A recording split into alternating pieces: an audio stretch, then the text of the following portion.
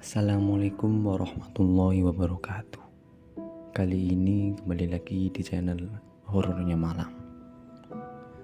Kali ini saya akan melanjutkan cerita horor Putri Kiai yang tak berhijab part 4. Selamat menonton, selamat mendengarkan.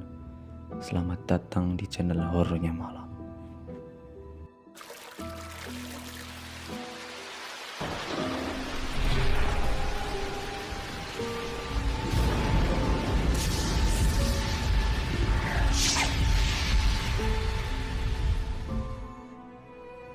Syafira menghela nafas panjang, lalu pergi ke kamar. Ia ingin mencari cara supaya sang kakek mengizinkannya untuk menebang pohon tua itu. Kaki gadis bergamis warna coksu tersebut kemudian melangkah ke arah jendela dan perlahan membuka gorden untuk melihat kembali pohon tadi. Sepintas tidak ada yang aneh ataupun menarik dari pohon itu. Tetapi kenapa sang kakek bersikeras melawan Syafira untuk menebangnya? Gadis itu lalu duduk di tepi tempat tidur dan tersenyum kecil. Kalau terus dibujuk, pasti kakek akan mengizinkannya. Sementara itu, Ulfah pergi ke kamar mandi untuk membasuh wajah. Kemudian ia terdiam dan menatap ke cermin yang ada di hadapannya. Air bekas basuhan yang tersisa di wajah perempuan berkulit putih itu menetes ke bawah dan sebagian membasahi hijabnya. Mata perempuan itu yang merah menatap panjang seperti sedang mengingat sesuatu. Namun seketika ia memejamkan mata dan menunduk dengan kedua tangan mengepal. Seandainya membunuh itu bukan perbuatan yang dosa, aku ingin sekali membunuhnya. Gumam perempuan berusia 40 tahun tersebut dengan napas yang tak beraturan karena dirasuki amarah. Bagaimanapun juga Ulfah adalah manusia biasa. Ia pasti merasa benci kepada orang yang sudah memberi luka terhadap keluarganya. Astagfirullahaladzim, ada apa denganku? Perempuan itu terus mengucap kalimat istighfar, lalu kembali membasuh wajah berkali-kali dan mengusapnya sembari mengatur nafas supaya merasa tenang. Kemudian Ulfah keluar dari ruangan yang tidak terlalu luas tersebut dan bergegas berganti baju. Setelah itu ia pergi ke taman di depan halaman pondok untuk mencari udara segar. Di sana perempuan itu melihat Anissa sedang berjalan mondar-mandir sambil memegang gayung dan memperhatikan satu persatu bunga yang ada di taman itu. Anissa, kamu lagi ngapain? Tanya Ulfah penasaran.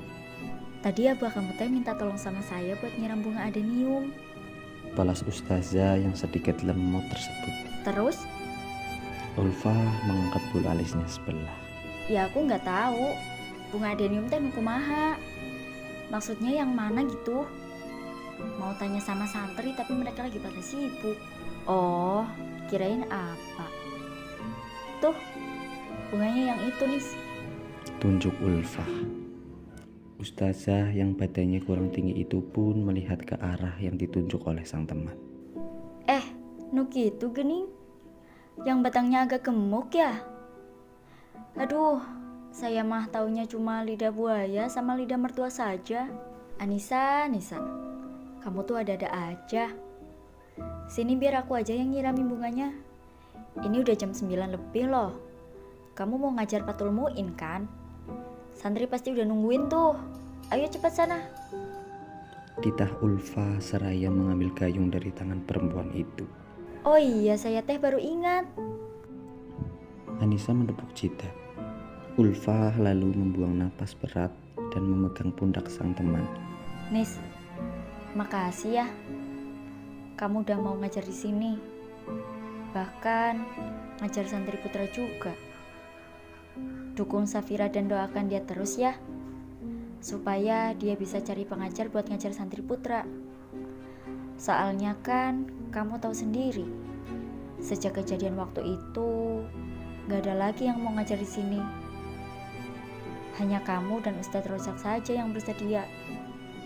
Tapi Ustadz Rojak hanya bisa mengajar malam hari, karena siangnya dia ngajar di tempat lain. Iya, tentu aja tuh. Saya pasti dukung anakmu kok. Saya yakin Safira bisa mencari para pengajar yang kompeten di bidangnya. Ya udah ya, kalau gitu saya tinggal dulu atuh ya. Assalamualaikum. Pamit Anissa. Waalaikumsalam. Ulfa menjawab salam sambil tersenyum. Anissa kemudian bergegas mengayunkan kaki menuju kelas santri putri. Para santri putri ternyata sudah hadir semuanya di sana. Mereka rupanya tampak sibuk membicarakan tentang masa kelam pondok pesantren pimpinan Kiai Haji Imron tersebut. Raut wajah para santri putri sangat tegang dan serius saat mendengarkan salah satu dari mereka bercerita. Ya Allah, ngeri banget. Aku sampai merinding dengernya. Ucap salah satu santri putri. Kuat banget ya keluarga Ning Safira tinggal di sini. Sampai sekarang lagi. Santri putri lain menimpali. Sebenarnya mereka dari dulu udah mau pindah dari sini. Tapi entah kenapa almarhum suami Ustazah Ulfa nyuruh mereka tinggal di sini. Tutur santri putri yang badannya agak lebar dengan ekspresi wajah serius. Sudah. Gertak dia sambil menggebrak meja. Kalian ngapain sih? Masa keluarga guru ngaji sendiri digibain? Dosa tahu? Siapa juga yang gibain? Kita tuh cuma lagi membahas permasalahan yang menyebabkan pondok pesantren ini menjadi sepi. Padahal dulu santrinya banyak banget loh. Jelas salah satu santri putri berbadan gempal yang duduk di samping dia. Santri putri yang memakai hijab bergo lalu ikut berkomentar. Maaf nih, jadi gini, menurutku kalau kita tahu permasalahan yang sebenarnya, siapa tahu kita bisa bantu Ning Safira dalam memajukan pondok ini. Nah, betul tuh. Sahut santri lain. Nah, betul tuh. Ya maulah. Tapi gak usah ceritain hal yang mengerikan gitu juga kali. Kan kita malah jadi takut dengernya. Balas dia. Sudahlah, jangan diceritakan lagi kisah itu. Aku takut dan gak tega dengernya. Vina menutup telinga dan memejamkan mata. Alah, ceritanya juga belum tentu benar. Pasti gosip tuh. Tukas dia. Ya udah kalau nggak percaya. Aku tuh tahu cerita tadi dari ibuku. Ibuku dulu pernah mondok di sini juga, dan satu angkatan sama Ustazah Ulfa loh.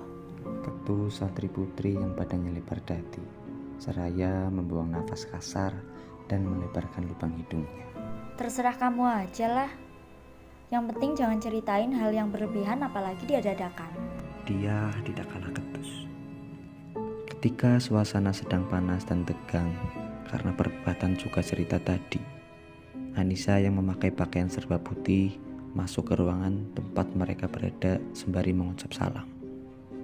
Namun bukannya membalas salam dari sang ustazah, para santri putri malah berteriak histeris dan melompat dari tempat duduk mereka, lalu saling berpelukan dengan mata terpejam. Mereka mungkin kaget ketika melihat Anissa yang tiba-tiba datang memakai baju warna putih, senada dengan hijab yang dikenakannya. Anissa juga ikut berteriak histeris karena mengira benar-benar ada kuntilanak. Padahal yang dimaksud oleh para santri putri adalah dirinya. Di mana ini teh kuntilanaknya? Safira dan sang ibu pun tidak lama kemudian datang ke kelas santri putri dengan raut wajah yang panik. Mereka khawatir ada sesuatu yang terjadi di dalam kelas. Semuanya tolong tenang. Safira mencoba menghentikan keributan yang terjadi. Ada apa ini? Anissa dan para santri putri seketika berhenti berteriak, lalu saling menatap satu sama lain. Ulfah pun mengerutkan dahi sembari berjalan menghampiri mereka. Kalian kenapa? Tanya perempuan berbaju syarmi itu terheran-heran. Para santri spontan menyengir. Maaf. Tadi kami kira Ustazah Anissa itu kuntilanak. Hah? Safira dan ibunya menganga berjamaah. Astagfirullahaladzim. Dengar ya, Ustazah Anissa ini bukan kuntilanak, tapi dia itu siluman buaya putih. Naon maksudna? Kamu teh ngajak saya gelut ya? Anissa bertolak pinggang sambil melotot. Makanya, ngapain kamu tuh pakai baju-baju putih kayak gitu? Tanya Ulfa sembari menahan tawa jahat. Ulfa dan Anissa malah berseteru dan membuat Syafira menggelengkan kepala karena pusing melihat ulah mereka yang seperti anak kecil. Sementara itu, santri putra mengintip dari balik jendela ke arah kelas santri putri. Ada apa tuh? Ribut banget. Ah, paling juga mereka melihat kecoa, jadinya teriak-teriak kayak gitu. Balas Salman dengan santai. Setelah keributan yang terjadi, mereka pun akhirnya mulai mengaji kitab Fathul Mu'in. Santri putra dan putri sangat bersemangat mereka. Ulfah merasa senang karena perjuangan anak gadisnya berbuah manis. Pondok sekarang tidak lagi sepi. Tidak terasa bibir perempuan itu melengkung ke atas dengan mata yang berembun. Perempuan tersebut lalu pergi ke rumah untuk menemui sang ayah, yang ternyata sedang tertidur di kursi sambil memegang tasbih dari kayu berwarna coklat.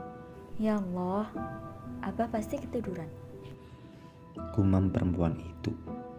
Ulfah lalu mengambil selimut di kamarnya dan menyelimuti tubuh pria lulusan terbaik sebuah pondok di kantor tersebut.